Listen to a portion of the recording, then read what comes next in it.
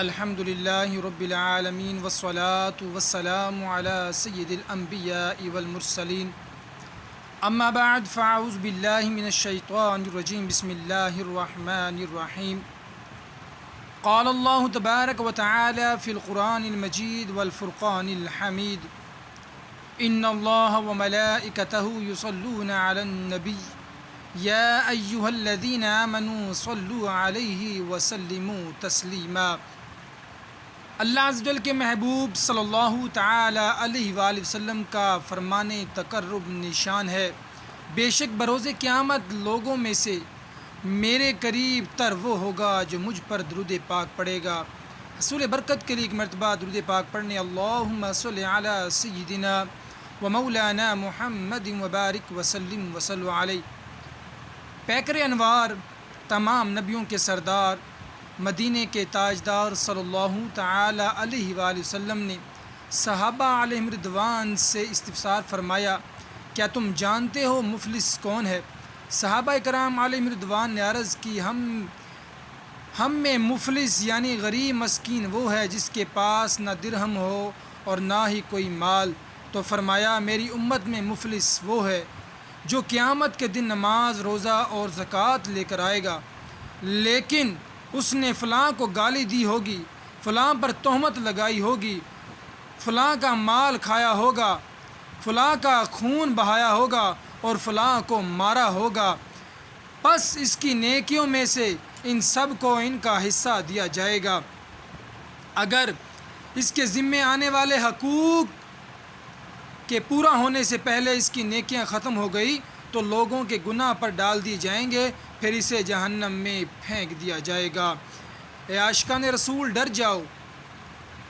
لرز اٹھو، حقیقت میں مفلس وہ ہے جو نماز، روزہ، حج، زکوٰۃ، صدقات، سخاوتوں، فلاحی کاموں اور بڑی بڑی نیکیوں کے باوجود قیامت میں خالی کا خالی رہ جائے، کبھی گالی دے کر، کبھی تہمت لگا کر، بلا اجازت شرعی ڈانٹ کر، بے عزتی کر کے، ذلیل کر کے، مار پیٹ کر کے، عاریتاً یعنی عارضی طور پر لی ہوئی چیزیں قصداً نہ لٹا کر، قرض دبا کر اور دل دکھا کر جن کو دنیا میں ناراض کر دیا ہوگا، وہ اس کی ساری نیکیاں لے جائیں گے اور نیکیاں ختم ہو جانے کی صورت میں ان کے گناہوں کا بوجھ اس پر ڈال کر واصل جہنم کر دیا جائے گا۔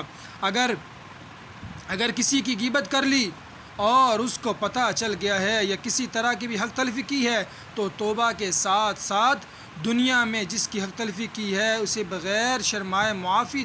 تلافی کر لینے میں عافیت ہے۔ میرے آقا اعلیٰ حضرت امام احمد رضا خان علیہ رحمۃ المنان فتاوی رضویہ جلد 24 صفحہ 463 پر فرماتے ہیں، یہاں دنیا میں معاف کر لینا سہل یعنی آسان ہے، قیامت کا دن اس کی امید مشکل کہ وہاں ہر شخص اپنے اپنے حال میں گرفتار، نیکیوں کا طلبگار اور برائیوں سے پرہیزگار ہوگا۔ پرائی نیکیاں کہ ماں باپ کا بیٹے پر کچھ دین حقوق کا مطالبہ آتا ہوگا، اسے روز قیامت پیٹیں گے، ہمارا دین حق دے، وہ کہے گا میں تمہارا بچہ ہوں، یعنی شاید رحم کرے، وہ یعنی والدین تمنا کرے گا کاش اور زیادہ حق ہوتا تاکہ بیٹے سے نیکیاں لے کر اپنے گناہ اس کے سر پر ڈال کر اپنی خلاصی کروائے۔ طبرانی میں ابن مسعود رضی اللہ تعالی عنہ سے روایت ہے کہ انہوں نے کہا، میں نے رسول اللہ صلی اللہ تعالی علیہ وآلہ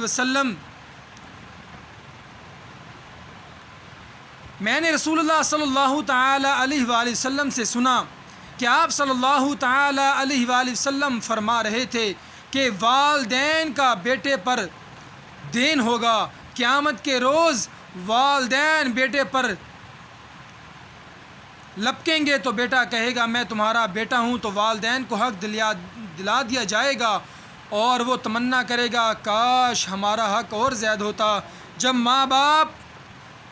ماں باپ کا یہ حال تو اوروں سے امید خام خیال یعنی فضول خیال، ہاں کریم و رحیم مالک و مولا عز و جل و تبارک و تعالی جس پر رحم فرمانا چاہے گا تو یوں کرے گا کہ حق والے کو بے بہا قصور جنت یعنی جنت کے عالی شان محلات معاوضے میں عطا فرما کر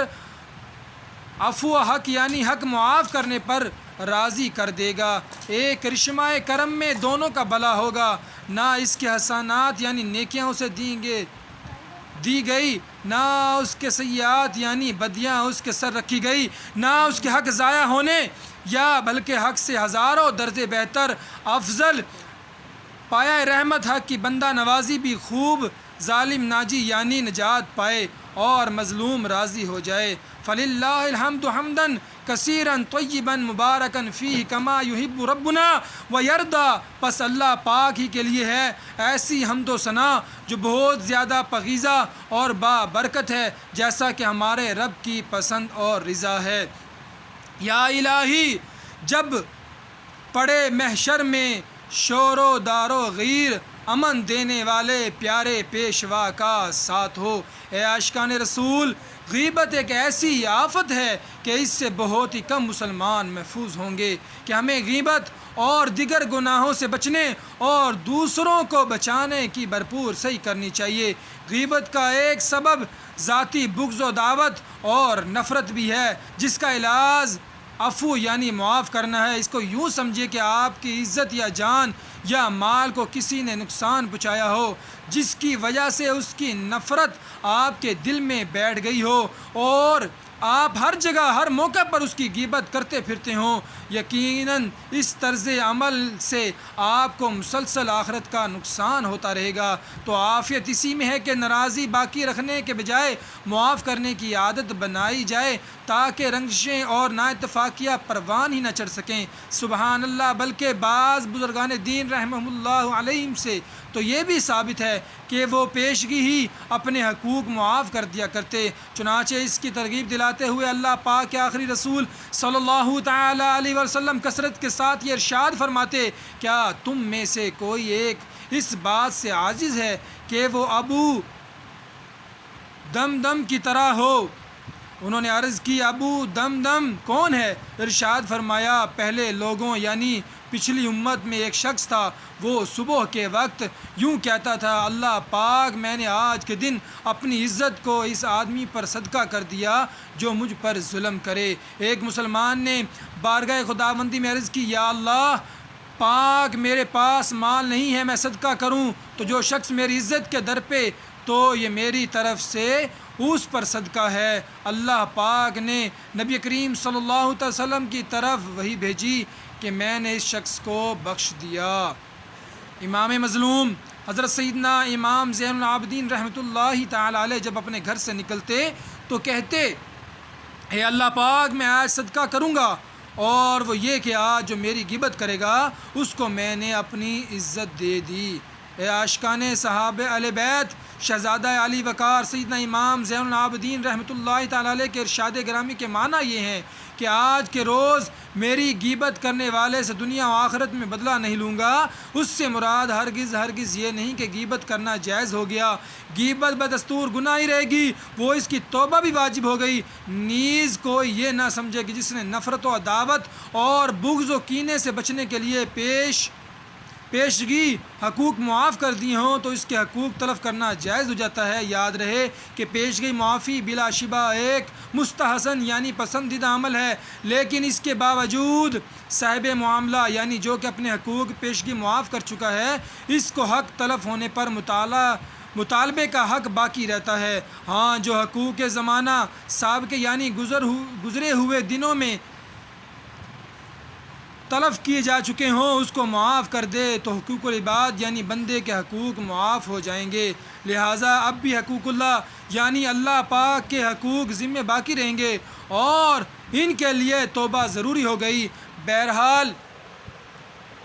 ہمیں چاہیے کہ عفو درگزر اختیار کرے اور نہ صرف پیشگی معاف کا ذہن بنائے، بلکہ اب تک جن لوگوں نے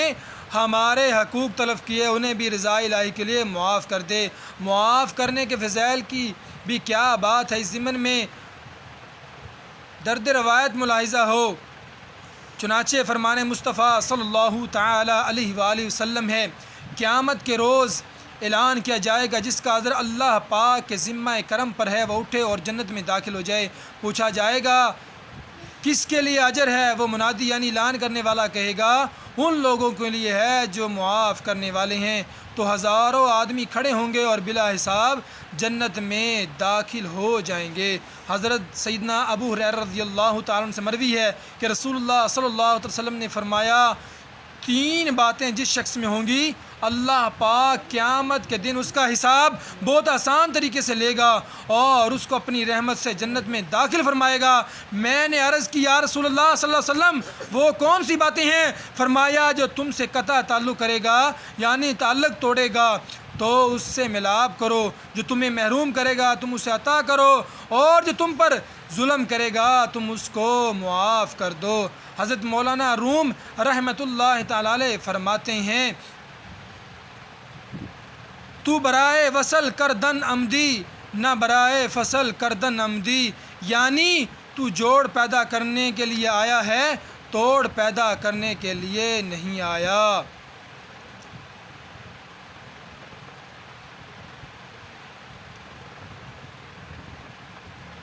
غیبت کرنے سننے کی عادت نکالنے، نمازوں اور سنتوں کی عادت بنانی چاہیے۔ اللہ تعالی ہمیں ہر طرح کی غیبت، ہر طرح کی کینہ و بغض اور ہر طرح کی برائی سے بچنے کی توفیق عطا فرمائے۔ اے عاشقان رسول ہمیں 5 وقت کا نمازی بنائے۔ اب ظاہر ہے کہ جس کا دل ہی زنگ آلودہ اور سیاہ ہو چکا ہو اس پر بھلائی کی بات اور نصیحت کہاں اثر کرے گی؟ ایسے انسان کا گناہوں سے باز و بیزار رہنا نہایت ہی دشوار ہو جاتا ہے، اس کا دل نیکی کی طرف مائل ہی نہیں ہوتا۔ اگر وہ نیکی کی طرف آ بھی گیا تو بسا اوقات اس کا جی اسی سیاہی کے سبب نیکی میں نہیں لگتا، وہ اچھے کام کی طرف آنے میں اسے بہت مشکل ہوتی ہے۔ گناہوں نے میری کمر توڑ ڈالی، میرا حشر میں ہوگا کیا الہی، بنا دے مجھے نیکوں کا صدقہ، گناہوں سے ہر دم بچا الہی۔ اے عاشقان رسول اللہ پاک کی خفیہ تدبیر کس کے بارے میں کیا ہے کوئی نہیں جانتا۔ وہ چاہے تو صغیرہ گناہ پر پکڑ فرما لے اور چاہے تو ڈھیروں گناہ بھی معاف فرما دے، اور چاہے تو کسی ایک اچھے عمل کے سبب اپنے دامن رحمت میں لے لے۔ چنانچہ حضرت سیدنا ابوبکر شبلی بغدادی رحمۃ اللہ تعالی علیہ فرماتے ہیں میں نے اپنے مرحوم پڑوسی کو خواب میں دیکھ کر پوچھا ما فعل اللہ، یعنی اللہ پاک نے آپ کے ساتھ کیا معاملہ فرمایا؟ وہ بولا میں سخت ہولناکیوں سے دوچار ہوا، منکر نکیر کے سوالات کے جواب میں سے مجھ سے نہیں پڑ رہے تھے، میں نے دل میں خیال کیا کہ شاید میرا خاتمہ ایمان پر نہیں ہوا۔ اتنے میں آواز آئی دنیا میں زبان کے غیر ضروری استعمال کی وجہ سے تجھے یہ سزا دی جا رہی ہے، اب عذاب کے فرشتے میری طرف بڑھے۔ اتنے میں ایک صاحب جو حسن و جمال کے پیکر اور معطر تھے وہ میرے اور عذاب کے درمیان حائل ہو گئے اور انہیں مجھے منکر نکیر کے سوالات کے جواب یاد دلا دیے اور میں نے اسی طرف جوابات دے دیے۔ الحمدللہ عذاب سے مجھ سے دور ہوا۔ میں نے اس بزرگ سے عرض کی اللہ پاک آپ پر رحم فرمائے، آپ کون ہیں؟ فرمایا تیرے کثرت کے ساتھ دروشی پڑھنے کی برکت سے میں پیدا ہوا ہوں اور مجھے ہر مصیبت کے وقت تیری امداد پر معمور کیا گیا ہے۔ آپ کا نام نامی اے صلی اللہ ہر جگہ ہر مصیبت میں کام آ گیا۔ سبحان اللہ۔ کثرت دروشی کی برکت سے مدد کرنے کے لیے قبر میں جب فرشتہ آ سکتا ہے تو تمام فرشتوں کے بھی آقا مکی مدنی مصطفیٰ صلی اللہ علیہ وسلم کرم کیوں نہیں فرما سکتے؟ کسی نے بالکل بجا تو فریاد کی ہے میں غور اندھیری میں گھبراؤں گا جب تنہا، امداد میری کرنے آ جانا میرے آقا، روشن میری تربت کو للہ شاہ کرنا، جب نزا کا وقت آئے دیدار عطا کرنا۔ سرکار دو جہاں صلی اللہ علیہ وسلم کا فرمان عبرت نشان ہے جو شخص مسلمان پر کوئی بات کہے کہ اس سے مقصود عیب لگانا ہو، اللہ پاک اس کو پل صراط پر روکے گا جب تک اس چیز سے نہ نکلے جو اس نے کہی۔ اے عاشقان رسول دیکھا آپ نے کسی پر عیب لگانا کتنی خطرناک بات ہے۔ تلوار کی دھار سے تیز، بال سے باریک، جہنم پر بنے ہوئے پل صراط پر روک دیا جانا۔ خدا کی قسم بہت بڑی سزا ہے۔ پل صراط کے متعلق ایک حدیث پاک میں ملاحظہ ہو، چنانچہ ام المؤمنین حضرت سیدنا عائشہ صدیقہ رضی اللہ تعالیٰ عنہ سے مروی ہے، میرے سرتاج صلی اللہ تعالی وسلم نے فرمایا، جہنم پر ایک پل ہے جو بال سے زیادہ باریک اور تلوار سے زیادہ تیز تر ہے، اس پر لوہے کے آنکڑے یعنی ہک اور کانٹے ہیں جو کہ اسے پکڑیں گے جسے اللہ پاک چاہے گا، لوگ اس پر سے گزریں گے، یعنی پلک جھپنے کی طرح، بعض بجلی کی طرح، بعض ہوا کی طرح، بعض بہترین اور اچھے گھوڑوں اور اونٹوں کی طرح گزریں گے، اور فرشتے کہتے ہوں گے رب سلم رب سلم، اے پروردگار سلامتی سے گزار، اے پروردگار سلامتی سے گزار، یعنی بعض مسلمات نجات پائیں گے، بعض زخمی ہوں گے، بعض اوندے ہوئے ہوں گے، بعض منہ کے بل جہنم میں گر پڑیں گے۔ یا الہی جب چلوں تاریخ راہ پل صراط، آفتاب ہاشمی نور الہدا کا ساتھ ہو۔ یا الہی جب سرے شمشیر پر چلنا پڑے، رب سلم کہنے والے غمزدہ کا ساتھ ہو۔ یا الہی نامہ اعمال جب کھلنے لگیں، عیب پوش خلق ستار خطا کا ساتھ ہو۔ اللہ پاک کے پیارے حبیب، حبیب الحبیب، طبیبوں کے طبیب صلی اللہ تعالی علیہ وسلم کا فرمان عبرت نشان ہے، اپنے بھائی کی شماتت نہ کر، یعنی اس کی مصیبت پر اظہار مسرت نہ کر، اللہ پاک اس پر رحم کرے گا اور تجھے اس میں مبتلا کر دے گا۔ اے عاشقان رسول، شماتت یعنی مسلمان کی تکلیف پر خوشی کے اظہار سے پرہیز کیجیے۔ اگر کسی مسلمان کی مصیبت اور دل میں خود بخود خوشی پیدا ہوئی تو اس کا قصور نہیں، تاہم اس خوشی کو دل سے نکالنے کی بھرپور صحیح کرے۔ اگر خوشی کا اظہار کرے گا تو شماتت کا مرتکب ہوگا۔ آج کل شماتت کے نظارے عام ہیں۔ ایک طالب علم پڑھائی میں کمزور ہو جائے، امتحان میں ناکام ہو جائے تو بعض اوقات دوسرا طالب علم خوش ہو جاتا ہے۔ اسی طرح کسی بڑے نعت خوان کی آواز بیٹھ جائے تو کبھی چھوٹا نعت خوان راضی ہوتا ہے۔ یوں ہی قراء یعنی قاری صاحبان، مبلغین، مقررین، کاریگروں، دکانداروں، کارخانداروں وغیرہ وغیرہ کے دل میں آج کل اکثر ایک دوسرے کے خلاف شماتت کا مذموم جذبہ داخل ہو جاتا ہے۔ اگر آپس میں ناراضگی ہو جائے تو پھر شماتت کی آفت بآسانی فریقین کے دلوں میں داخل ہو جاتی ہے۔ اس کے بعد ذہن یہ بن جاتا ہے، مثلا جس سے ناراضگی ہوتی ہے، اگر وہ اس کا بچہ بیمار ہو جائے، اس کے یہاں ڈاکہ پڑ جائے، مال چوری ہو جائے، کاروبار ٹھپ ہو جائے، گھر ڈھے یعنی گر پڑے، حادثہ ہو جائے، مقدمہ قائم ہو جائے، پولیس گرفتار کر لے، گاڑی کا نقصان یا چلان ہو جائے، الغرض کسی قسم کی بھی مصیبت آئے، اس پر بعض لوگ خوشی کا اظہار کر کے شماتت کی آفت میں پڑ جاتے ہیں، بلکہ بعض جو کہ ضرورت سے زیادہ باتونی اور بے عمل ہونے کے باوجود اپنے آپ کو پہنچا ہوا سمجھ بیٹھتے ہیں تو یہاں تک بول پڑتے ہیں کہ دیکھا ہم کو ستایا تو اس کے ساتھ ایسا ہو گیا، گویا کہ وہ اچھی باتوں اور سرپرستہ یعنی خفیہ رازوں کے جاننے والے ہیں، اور بدولت یعنی ان کے اپنے مخالف پر آنے والی مصیبت کے اسباب معلوم ہو جاتے ہیں۔ ایسے لوگوں کو ڈر جانا چاہیے کہ حجت الاسلام حضرت سیدنا امام محمد بن غزالی رحمۃ اللہ تعالی علیہ احیاء العلوم جلد اول صفحہ 171 پر فرماتے ہیں، کہا گیا ہے کہ کچھ گناہ ایسے ہیں جن کی سزا برا خاتمہ ہے، ہم اس سے اللہ پاک کی پناہ چاہتے ہیں۔ یہ گناہ ولایت اور کرامت کا جھوٹا دعویٰ کرنا ہے۔ مدنی گناہوں کی عادتیں نہیں جاتی، آپ ہی کچھ کریں، میں نے کوششیں کی بہت مگر میری حالت بری رہی۔ ایک دانا کا قول ہے کہ اگر 3 کام کرنے سے عاجز ہو تو پھر 3 کام یوں کر لو، اگر بھلائی نہیں کر سکتے تو برائی سے بھی رک جاؤ، اگر لوگوں کو نفع نہیں دے سکتے تو تکلیف بھی مت دو، اگر نفلی روزہ نہیں رکھ سکتے تو غیبت کر کے لوگوں کا گوشت بھی مت کھاؤ۔ ایک بزرگ رحمۃ اللہ تعالی علیہ فرماتے ہیں، ہم نے اسلاف یعنی گزشتہ بزرگوں کو دیکھا کہ وہ حضرات لوگوں کو بے عزتی کرنے سے بچنے کو نماز روزے سے بڑھ کر عبادت تصور کیا کرتے تھے۔ حضرت سیدنا وہاب مکی رحمۃ اللہ تعالیٰ علیہ فرماتے ہیں، پیدائش سے لے کر فنا ہونے تک تمام دنیاوی نعمتیں بھی بالفرض میرے پاس ہوں اور میں انہیں رائے خدا میں لٹا دوں، تب بھی اتنے بڑے عظیم ثواب کے کام کے مقابلے میں بہتر یہ سمجھتا ہوں کہ غیبت چھوڑ دوں۔ اسی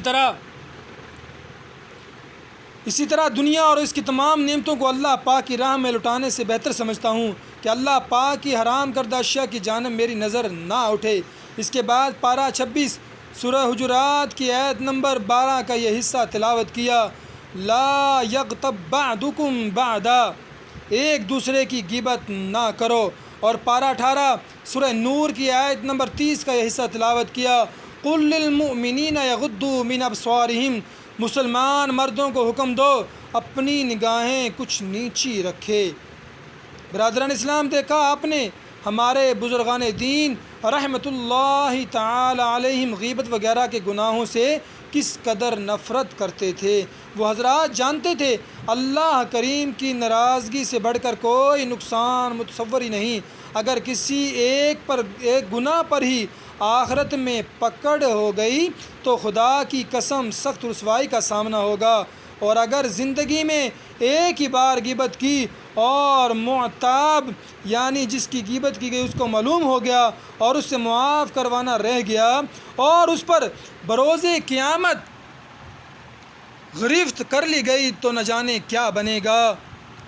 حقوق العباد کا معاملہ بہت سخت ہے۔ غیبت کرنے کی عادت ہمیں ہر طرح سے نکالنی چاہیے۔ ہر نیا کا ہو درد اس سے ہو رنگ زرد، مت ڈریں چل پڑیں اللہ کی راہ میں، رحمتیں لوٹنے برکتیں لوٹنے چل پڑیں اللہ کی راہ میں۔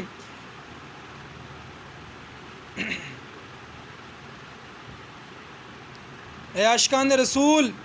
ذرا غور تو کیجئے، ایک تنکا جنت میں داخلے سے مانع یعنی رکاوٹ ہو گیا، اور اب معمولی لکڑی کے کھلال کی تو بات ہی کہاں ہے۔ بعض لوگ دوسروں کے لاکھوں بلکہ کروڑوں روپے ہڑپ کر جاتے ہیں اور درکار تک نہیں لیتے۔ اللہ پاک ہدایت عنایت فرمائے، آمین۔ ایک اور حکایت ملاحظہ فرمائیے جس میں صرف ایک گیہوں کے دانے کے بلا اجاز کھانے کی نہیں، صرف توڑ ڈالنے کے اخروی نقصان کا تذکرہ ہے۔ چنانچہ منقول ہے کہ ایک شخص کو بعد وفات کسی نے خواب میں دیکھ کر پوچھا، ما فعل اللہ بکا، یعنی اللہ پاک نے آپ کے ساتھ کیا معاملہ فرمایا کہ اللہ پاک نے مجھے بخش دیا لیکن حساب و کتاب ہوا، یہاں تک کہ اس دن کے بارے میں بھی مجھ سے پوچھ گچھ ہوئی جس روز میں روزے سے تھا اور اپنے ایک دوست کی دکان پر بیٹھا ہوا تھا۔ جب افطار کا وقت ہوا تو میں نے گیہوں کی ایک بوری میں سے گیہوں کا ایک دانہ اٹھا لیا اور اس کو توڑ کر کھانا ہی چاہتا تھا کہ ایک دم مجھے احساس ہوا کہ دانہ میرا نہیں، چنانچہ میں نے اسے جہاں سے اٹھایا تھا فوراً اس جگہ ڈال دیا اور اس کا بھی حساب لے لیا گیا، یہاں تک کہ اس پرائے گیہوں کے توڑے جانے کے نقصان کے بقدر میری نیکیاں مجھ سے لی گئی۔ ہم ڈوبتے ہی کو تھے کہ آقا کی مدد نے گرد اب سے کھینچا، ہمیں طوفان سے نکالا، لاکھوں تیرے صدقے میں کہیں گے دم محشر، زندہ سے نکالا ہمیں زندہ سے نکالا۔ اللہ تعالیٰ سے دعا ہے جو کچھ ہمیں سنا اس پر عمل کرنے کی توفیق عطا فرمائے۔ آج تک ہم سے جتنے بھی گناہ صغیرہ کبیرہ گناہ ہوئے ہیں،